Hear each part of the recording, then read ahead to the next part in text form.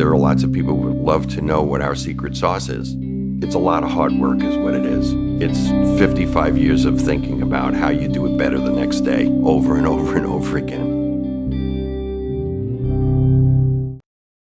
First off the wall is this butte, and this color and this tailpiece made it super easy to identify really early. I'm drawing a blank on the exact date, but there's a really cool outdoor, like high school age band photo. Really? That amp is, I'm sorry, the high watt is there, and this guitar, and it had faded pretty early. And you could see that in photos. Well, and even really in the old very photos, early, still yeah. a lighter And so shade. this one had been around and worked. And again, like we had talked about with nicking on headstocks, this guitar has been through the ringer. It actually has had replaced pickups done, some repairs, but it made it all the way through to Rossington Collins. And then early parts, this was the first one to be, let's call it retired for whatever reason it was. I couldn't tell you exactly why. But super early start on this one, pre-Skynyrd, into Hell House, into Skynyrd, and then you start to see that one come in a little bit later. It was obviously super easy when you have that red and then this fade. Sure, and the different tailpiece, Yep. So is this a 61? This is a 62, right? 61. I can't see it. Okay. Yeah. 1? Okay.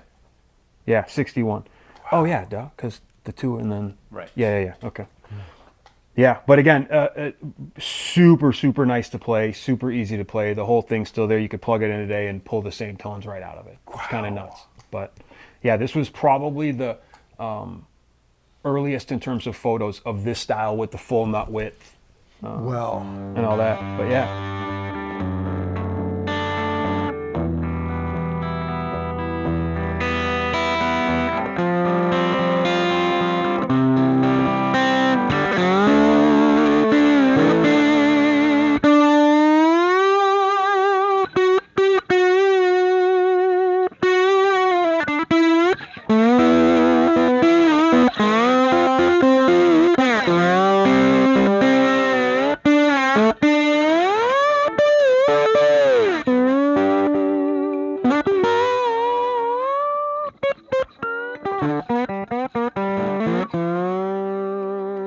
I love the Grovers that they would have, all those guys. He changed, I'd say just about actually 100% of the guitarists have changed tuners. Yeah. He loved the heavier tuners, Yeah. more specifically tulip tips, most of the time gold. He didn't do any of the gold stuff. If there's a on any of the guitar of SGs. his that we have that doesn't have changed tuners, it's probably one that he didn't like or didn't play. Right, point. That's a good right, point. yeah, and all this stuff just to me makes it even just that much cooler. Oh, 100%. It's the his hands on it. But see, that's also what's funny about it. Wasn't chasing guitars, wasn't going after one thing, but he wanted tuners. And then look at the Les Paul. He wanted gold parts. Like I love that. So, Yeah, and like this is just a pragmatic decision for a working musician. Keep it going. Stay in tune. Let's go. God, dig that big chunk right there, little. Yeah, that one got it a lot worse, which we'll get to in a second. And I know that some of them have been touched up, even in the damage. But again, and you guys can get shots of it. That was where switch of the song, pull the wire, bang on the and right We haven't on. talked about the wire yet.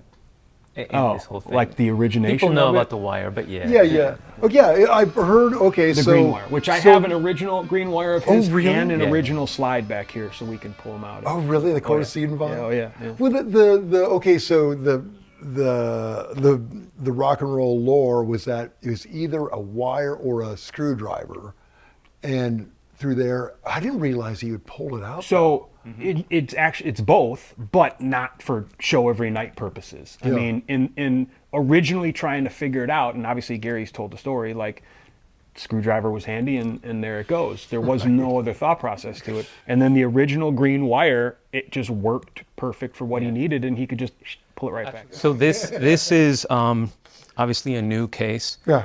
SG number 2. So it's one of the last ones that he played, but the reason why I wanted to show this to you is because when we open the case, this is how it was. Oh. Okay, so was it tuned? And technically, just that was the presentation of the Gibson Custom Shop when they were released, and so we kept that one with it. Gary's would basically, they were a little bit shorter than that, the originals that we have, and it's enough This to was grab a nib There you go. and, Oh, wow. and And rip that's it the out. quarter seating? That is the slide that Gary used, yes. Wow. Mm-hmm. God. And so the last show, the Ryman show, this was the guitar. So you're actually probably holding the last guitar that Gary played. We haven't changed those strings. We have not changed the strings. So is it G? Is it tune GG? You know, I don't know. Because he. Oh, I don't know if that thing's going to be in tune at this point. Or 'Cause- what 'cause- tuning. Standard. Well, yeah, it's in standard. But what he would do is EADGGE, Yeah. and would do it all on those two for that. You can't get that. You can't get that sound any other way. Right. And nobody else has ever thought of that. It's so. Yeah, God, what a genius, man. SG Master. Yeah. Wow. That's cool, isn't it? Yeah, I feel like I'm gonna lose consciousness. We probably shouldn't do that. Let me hand it over before I fall over. The guitar for all the big YouTube videos, the hundreds of millions of views, that concert just before the plane crash. So this is the last guitar that he played before the plane crash. Total different model style Yeah. from the early small nut, different tuners, different bridge. pickups, obviously the bridge. But strangely enough, post plane crash, this became a pretty regular guitar. And obviously everybody has their opinion on the different nut width sizes and whether they like them or not. He just naturally rolled into it. Yeah. And so as that one faded out, these two were the main guitars on the road all the way through right up until 03-ish when the full custom shop conversion went. And this guitar, when we found it, was in one of the Rossington Collins Road cases. Yep. With a note saying, played Freebird on this, every day, retired it in, I can't remember the year, and that's all it Yeah. said. And That's it. what year is this? So it's an interesting guitar because it has some mixed appointments and obviously some changed parts and whatnot. And the harmonica bridge, which is original, by the way, a lot of people think that's what was added or whatever. We have it, we've dated it. Let me see what we have it at. Yeah, we have it as a 66. I think it might be a 67. There is no Straight serial number super line. concrete way Yeah. to be absolutely certain. It's obviously post 65, pre 69, so it can only be within that date Right. range. Yeah. It is like archaeology. Oh yeah. Oh, yeah. It was Yeah. one of my favorite parts of the whole process. Yeah. And because he was such a utilitarian player, if pots went bad, they would swap them all. Oh, yeah. So one of the most dateable things in a Gibson is gone.